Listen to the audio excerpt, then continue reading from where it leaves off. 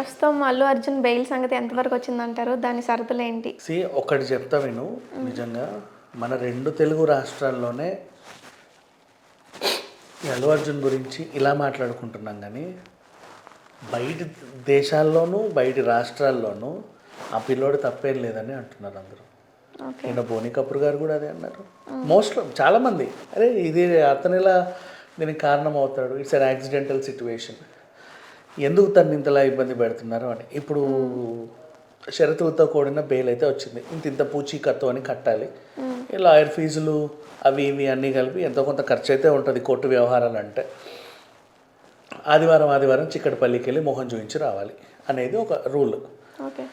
Reason ఏంటంటే నువ్వు case నడిచే అన్ని రోజులు నువ్వు అవుట్ ఆఫ్ పోకూడదు, విదేశాలకు వెళ్ళకూడదు. అంటే అంత పెద్ద క్రిమినలా ఈయన విదేశాలకు పోతే ఏమైద్ది? కానీ అలా చేశారు, మోస్ట్లీ కట్టిపడేశారు ఇక్కడే. సో కొట్టేస్తారులే, పెద్ద విషయమేం కాదు. ఎందుకంటే కోర్టు కూడా నమ్మింది కాబట్టే బెయిల్ వచ్చింది. కోర్టు నమ్మకపోతే బెయిల్ ఇవ్వరు కదా. ఇతను తప్పు లేదని కోర్టు నమ్మింది కాబట్టి బెయిల్ వచ్చింది. సో వెరీ బయటకు వస్తాడు, పెద్ద విషయమేం కాదు. బట్ కర్మ ఏంటంటే మన తెలుగు రాష్ట్రాల్లోనే ఇతను నిందితుడిలా మాట్లాడుతున్నాడు. మనోళ్ళే పక్కపక్క రాష్ట్రం వల్ల అయ్యో పాప ఏంటి ఆ పిల్లని ఇలా చేశారంటుంటే చూడు, అంటే నెగిటివిటీ అంతా ఇక్కడే ఉంది. అండ్ పుష్ప సినిమా కూడా అది ఫ్లాప్ అని మనోళ్ళు మాట్లాడుతున్నారు. దేశవ్యాప్తంగా అది హిట్. ఇప్పుడు అది కూడా సినిమానే, దాన్ని ఏమి మరీ ఇంత రాచిరంపన పెట్టాల్సిన అవసరమే లేదు.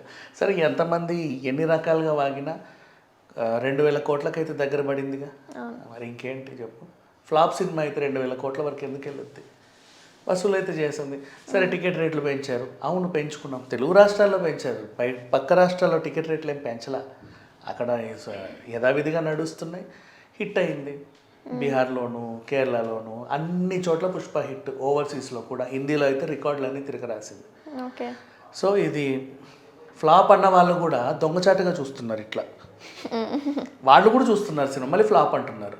అది హిట్ అనడానికి వాళ్ళకి మనసు రావట్లా. బట్ వాళ్ళ కర్మ, వదిలేద్దాం, ఏమీ పట్టించుకోవాల్సిన అవసరం లేదు.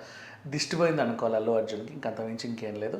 ఇంకా నెక్స్ట్ సినిమా ఎలాగూ కొట్టాల శివ గారితో చేస్తున్నారు, వాళ్ళ యువసుధ ఆర్ట్స్ బ్యానర్ పైన. తర్వాత అట్లీతో సినిమా ఉంది, అండ్ నెల్సన్ మన జైలర్ డైరెక్టర్ ఉన్నాడు, అతనితోనూ సినిమా ఉంది. ఇవన్నీ కూడా చేసుకుంటే త్రివిక్రమ్ గారితో కూడా చేయాలి. బట్ అది ఎప్పుడు ఉంటుందో తెలియదు.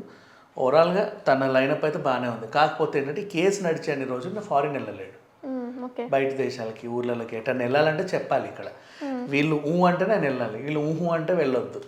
ఇదొక రూల్ ఉంది. మళ్ళీ సో పెద్దగా ఇబ్బంది అయితే పెట్టరని అనుకుంటున్నా, కొట్టేస్తారు ఈ కేసు. బెయిల్ అయితే వచ్చిందన్నారు కాబట్టి రెగ్యులర్ బెయిలే వచ్చింది. ఇంతకుముందు అంటే మరి షరతులతో ఉన్న బెయిల్ ఇచ్చారు, ఇప్పుడు రెగ్యులర్ బెయిలే వచ్చింది.